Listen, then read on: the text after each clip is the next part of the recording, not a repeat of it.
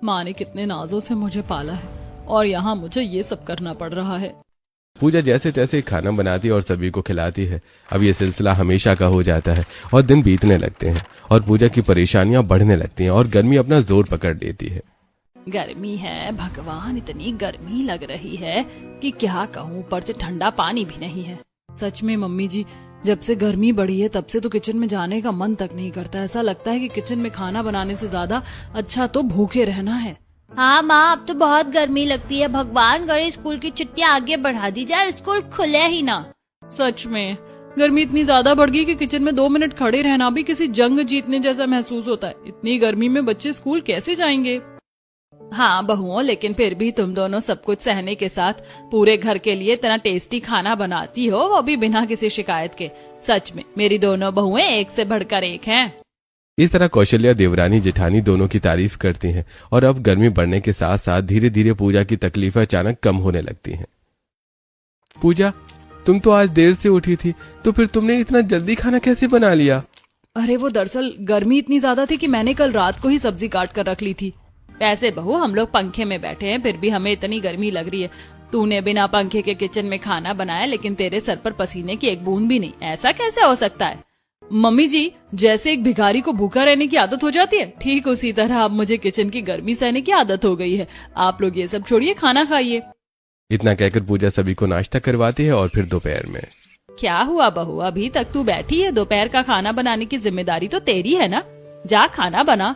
Mummy जी, kitchen में जाने का तो मन ही नहीं कर रहा। अभी अभी मैं किचन से होकर आ रही हूँ, आपने मेरी हालत देखी है, ऐसा लग रहा है कि बारिश में भीग गई हूँ। हाँ लेकिन जेठानी जी, इसी गर्मी में तो मैंने सभी के लिए नाश्ता बनाया है ना, अब आपको भी तो खाना बनाना ही पड़ेगा। हाँ देवरानी जी, वो तो है, लेकिन मुझे ये समझ नहीं आ रहा, आप एसी में रहने वाली इतनी गर्मी सह कैसे रही हैं, वो भी बिना किसी शिकायत के? मुझे शिकायत जहाँ करनी थी मैंने वहाँ कर दी, और उसी का परिणाम है जो मैं इतनी खुशी और आराम से सुकून की सांस ले रही हूँ। क्या हुआ देवरानी जी, आप क्या सोच रही हैं? नहीं नहीं, कुछ नहीं। पूजा अचानक घबरा जाती है और बात घुमा देती है और वहीं आरती जैसी किचन में जाती है। उफ, यहाँ कितनी गर्मी है। देवरानी जी की हिम्मत की तो दाद देनी पड़ेगी, जो वो इस गर्मी में भी इतनी जल्दी सभी के लिए खाना बना लेती है। वैसे ये टिफिन किसका है? बाद में पूछूंगी देवरानी जी से। हमेशा जिम्मेदारी निभाने वाली आरती भी गर्मी से परेशान होकर पीछे हट जाती थी, लेकिन पूजा कभी शिकायत नहीं करती। इसी तरह एक रात जब सभी सो रहे थे तो पूजा उठकर किचन में आती है। हे भगवान, बचा लेना, कहीं कोई देख ना ले। बस एक बार टिफिन हाथ लग जाए, फिर कल सुबह की चिंता से छुटकारा मिल जाएगा। एक काम करती हूँ, फोन कर लेती हूँ। ये सोचकर पूजा तुरंत फोन की घंटी घुमाती है और रात के अंधेरे में फोन लगाती है और काली कपड़ों से ढकी मुंह छुपाकर हाथों में टिफिन लिए फोन उठाती है। कहाँ हो आप? जल्दी यहाँ आओ, अगर किसी ने देख लिया ना तो गड़बड़ हो जाएगी, हमारी सच्चाई सबके सामने आ जाएगी। और हाँ, याद रहे, सबकी नजरों से बचकर आना। अरे हाँ हाँ, मैं इस तरह आई हूँ कि कोई मुझे पहचान नहीं सकता। तू बस मुझे ये बता आज किसके हाथों पहुँचवाऊँ।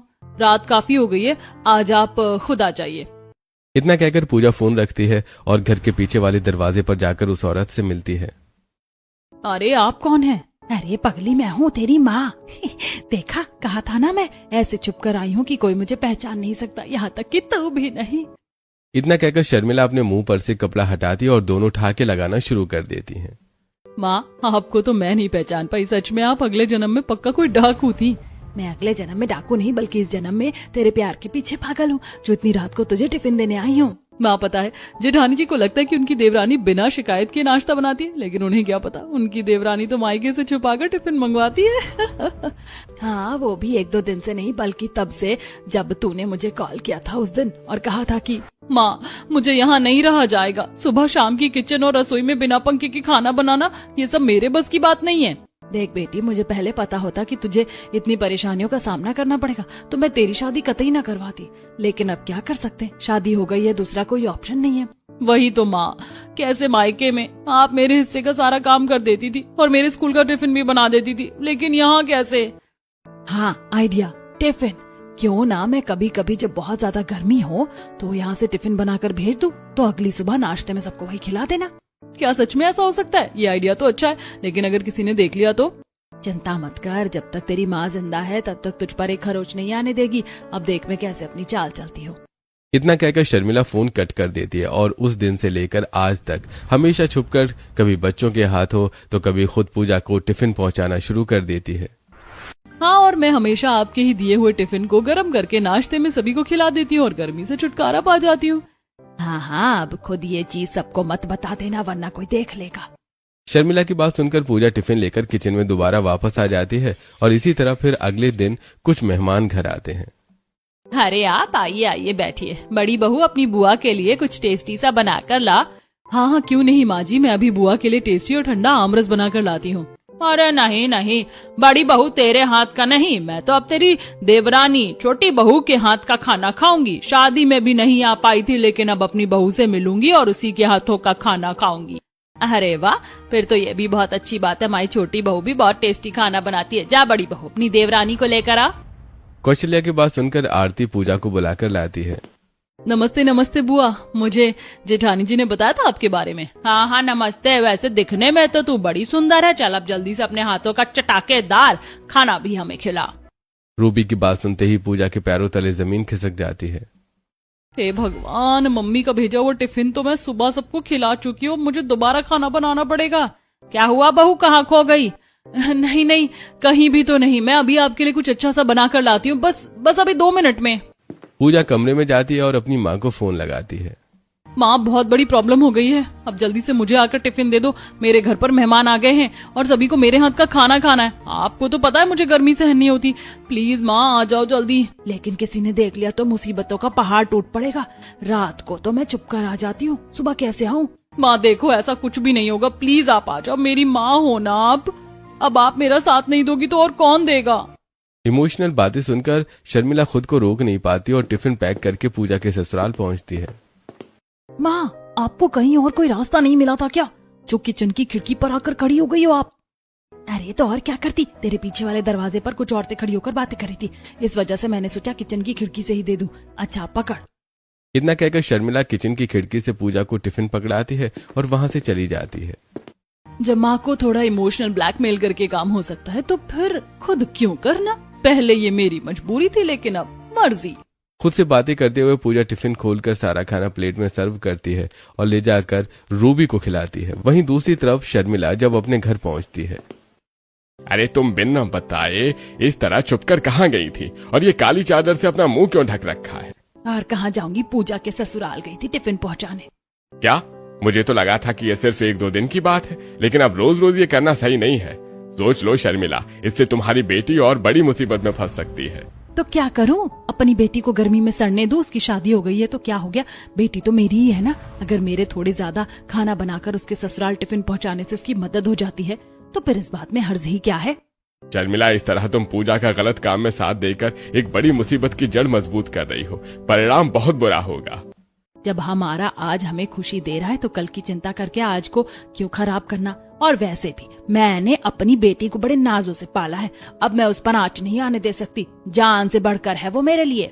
इस तरह पहले जरूरत पड़ने पर और अब काम चोरी के चक्कर में पूजा हर वक्त अपने मायके से खाने का टिफिन मंगवाया करती थी, जिससे आस पड़ोस में बातें फैलने लगती हैं। इसी तरह एक दिन, बाहू, तुम दोनों भी रोज रोज इतना काम करके परेशान हो गई होगी, आज बाहर जाकर मैं सब्जी ले आती हूँ।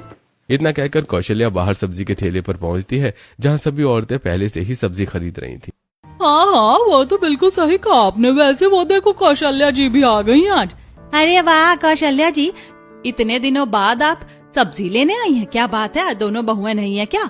अरे नहीं, बेचारी बहुएं तो घर का काम करके परेशान हो जाती हैं और फिर आपको तो पता ही है गर्मी कितनी पड़ रही है, इस वजह से मैंने सोचा आज मैं ही सब्जी खरीद लूं। लेकिन अब कौशल्या जी, आपको तो रोज रोज सब्जी खरीदने की भी झंझट नहीं रहती होगी। आपकी छोटी बहू के मायके से जो हर रोज खाने का टिफिन आता है। आप ये क्या कह रही हैं? मेरी छोटी बहू रोज सुबह सुबह हमारे लिए इतनी गर्मी में पसीने से लथपथ होकर खाना बनाती है। मुझे सब पता है, आप मुझे भड़काना चाहती हैं, लेकिन मुझे मेरी बहू पर पूरा विश्वास है और ये विश्वास कभी नहीं टूटेगा। आपकी बहू आपको धोखा दे रही है। देखिएगा एक दिन आपके सामने असलियत जरूर सामने आएगी। वो दिन कभी आएगा ही नहीं, क्योंकि मेरी बहू मेरा भरोसा कभी नहीं तोड़ेगी। इतना कहकर कौशल्या सब्जी लेकर इतराते हुए अपने घर आ जाती है और ये सारी बातें दोनों बहुओं को बताती है। मम्मी जी, आप चिंता मत कीजिए, भले हमारे घर में पैसे ना हो, लेकिन एक दूसरे पर विश्वास भरपूर है। क्यों, है ना देवरानी जी? कौशल्या और आरती की बातें सुनकर पूजा को पसीने छूटने लगते हैं। कैसे बताऊं कि मैं उनके साथ विश्वासघात कर रही हूँ, लेकिन मेरे पास और कोई चारा भी तो नहीं है। क्या हुआ बहू, तू इतनी परेशान क्यों है और तुझे इतने पसीने क्यों आने लगे अचानक से? नहीं नहीं, कुछ नहीं, वो दरअसल। देवरानी जी, आप अपने आप को संभालिए, रुकिए, मैं अभी आपके लिए पानी लेकर आती हूँ। इतना कहकर आरती अपनी देवरानी के लिए पानी लाती है और उसे पानी पिलाती है। और फिर रात को फोन पर, बता बेटी, आज कहाँ ना है? माँ, मेरे घर वालों को शक हो गया है। आज आप खाना मुझे नहीं बल्कि गली के किसी बच्चे को पकड़ा दीजिए। लेकिन बेटी, मुझे ये सब कुछ सही नहीं लग रहा। ऊपर से तू रात का बासी खाना रोज सुबह सभी को खिलाती है। ऐसे तो लोगों की तबीयत खराब हो जाएगी। नहीं माँ, ऐसा कुछ नहीं होगा। इनफैक्ट इससे पैसे ही बचेंगे। आप बस खाना किसी बच्चे के हाथों मेरे किचन की खिड़की के पास पहुँचा दीजिए। इतना कहकर पूजा फोन कट कर देती है और शर्मिला किसी बच्चे के हाथों खाना घर भिजवाना शुरू कर देती है। इसी तरह फिर अगली रात जब सभी छत पर सो रहे थे तब आधी रात को, राम राम, मेरा पेट इतना लहर रहा है कि क्या कहूं। बहू, एक गिलास पानी पिला दे, शायद तब थोड़ी राहत मिले। विक्रम अपना पेट पकड़कर खड़ा होता है और आरती दौड़कर विक्रम को पानी पिलाती है। तभी धीरे धीरे घर वालों की भी नींद खुलने लगती है। ये अचानक पेट में गड़बड़ क्यों शुरू हो गई? ऐसा लग रहा है जैसे गैस बन गई हो कुछ बासी खाने की वजह से। लेकिन हमारे घर में बासी खाना कहाँ से आएगा? भाभी और पूजा तो ताजा खाना ही बनाती हैं। हाँ, बात तो सही है, लेकिन मेरे पेट में भी कुछ अच्छा सा नहीं लग रहा है। आरती, तुम्हें अजीब फील नहीं हो रहा है क्या? हाँ, लग तो रहा है, लेकिन क्या पता ये गर्मी की वजह से हो। लेकिन पापा जी की हालत कुछ ठीक नहीं लग रही। मैं डॉक्टर को बुला लेती हूँ, कहीं कुछ गड़बड़ ना हो। आरती तुरंत आधी रात में डॉक्टर को बुलाती है और सभी छत पर से नीचे कमरे में जाते हैं। देखिए, ज्यादा घबराने वाली बात नहीं है, लेकिन आप सबको अपने ध्यान रखना चाहिए। गर्मियां बढ़ गई हैं और इस तरह पूरे परिवार को एसिडिटी या फूड पॉइजनिंग होना सही नहीं है।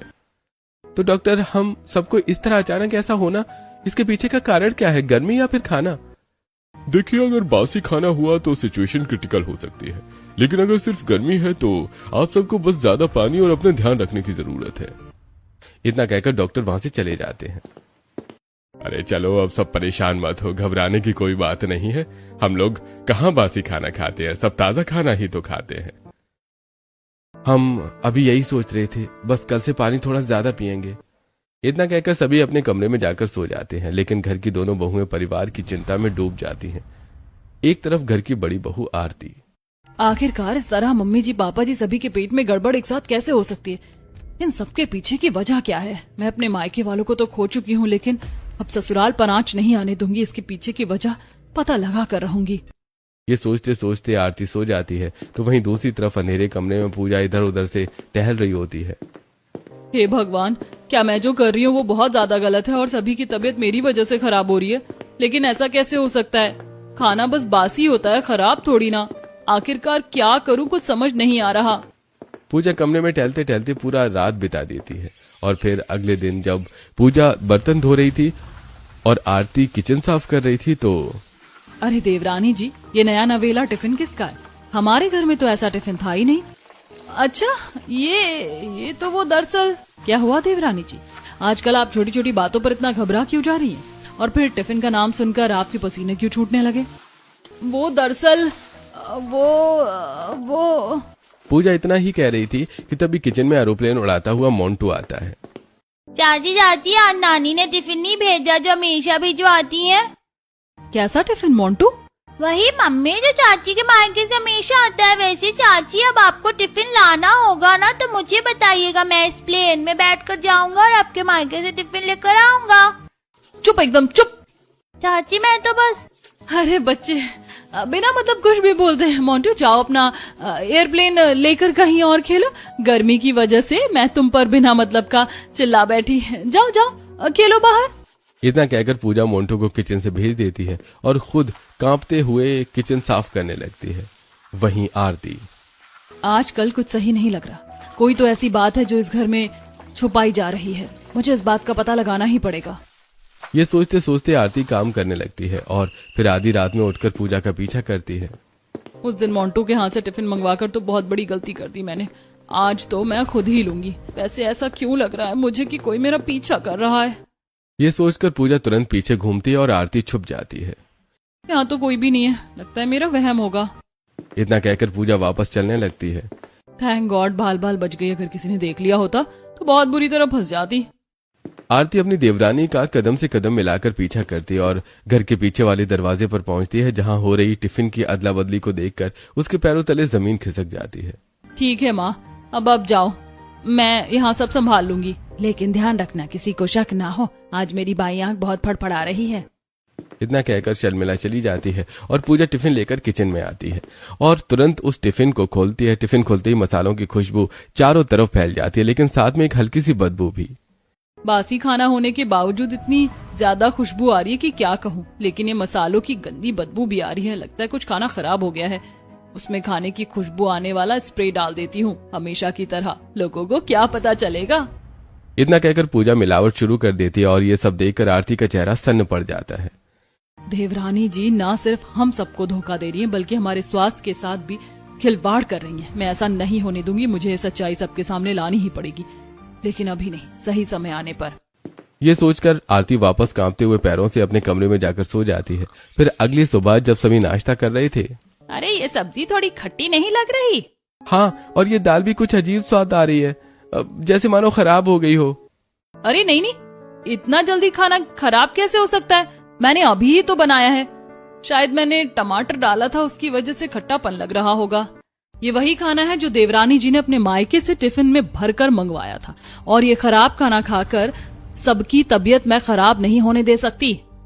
और कितना झूठ बोलिएगा देवरानी जी, साफ साफ कह दीजिए ना ये खाना आपके मायके से आया है, वो भी कल रात का बासी। ये सुनते ही सभी खाना खाना बंद कर देते हैं। छोटी बहू, क्या आरती सही कह रही है? क्या खाना बासी है और तुमने अपने मायके से मंगवाया है? नहीं पापा जी, ऐसा नहीं है। मैं क्यों ऐसा करूंगी? मैंने ये खुद अपने हाथों से बनाया है। और कब तक झूठ बोलिएगा देवरानी जी, अब तो शर्म कीजिए। अब आपका सच सामने आ गया है। बड़ी बहू, तू ये क्या कह रही है? अगर तेरी बातें गलत हुई तो तुझे तेरी देवरानी से हाथ जोड़कर माफी मांगनी पड़ेगी। ठीक है मम्मी जी, मुझे ये शर्त मंजूर है, लेकिन एक बार आप किचन में चलकर खुद देख लीजिए आखिर सच्चाई क्या है। इतना कहकर आरती कौशल्या और साथ ही सभी को लेकर किचन में जाती है। पूजा के पैर थर थर कांप रहे होते हैं। तभी कौशल्या टिफिन खोलकर देखती है। बहू, ये क्या है? मम्मी जी, वो इसमें से तो टेस्टी खाने की खुशबू आ रही है, और खाना भी बहुत टेस्टी लग रहा है देखने से ही। लेकिन ऐसा कैसे हो सकता है? मैंने खुद अपनी आंखों से देखा था, देवरानी जी ने रात को अपने मायके से टिफिन मंगवाकर बासी खाना ही सबको खिलाने की बात कर रही थी। जेठानी जी, ऐसा नहीं है, बल्कि मैं तो बासी खाना कुत्तों को खिलाने की बात कर रही थी, और इस टिफिन में मैंने ताजा खाना बाहर कुछ भूखे बच्चों को देने के लिए रखा है। वो गर्मी से परेशान हो जाते हैं, भूखे प्यासे, इस वजह से। बड़ी बहू, हद होती है किसी चीज की। तुम्हारी देवरानी इतनी अच्छी है, तभी के बारे में कितना सोच रही है, और तुम उस पर ऐसे इल्जाम लगा रही हो। जाओ माफी मांगो उससे। जेठानी जी, आपको क्या लगता है मैंने कोई कच्ची गोलियां नहीं खेल रखी है? आप जितनी मासूम है उससे कई गुना ज्यादा मैं चालाक हूँ।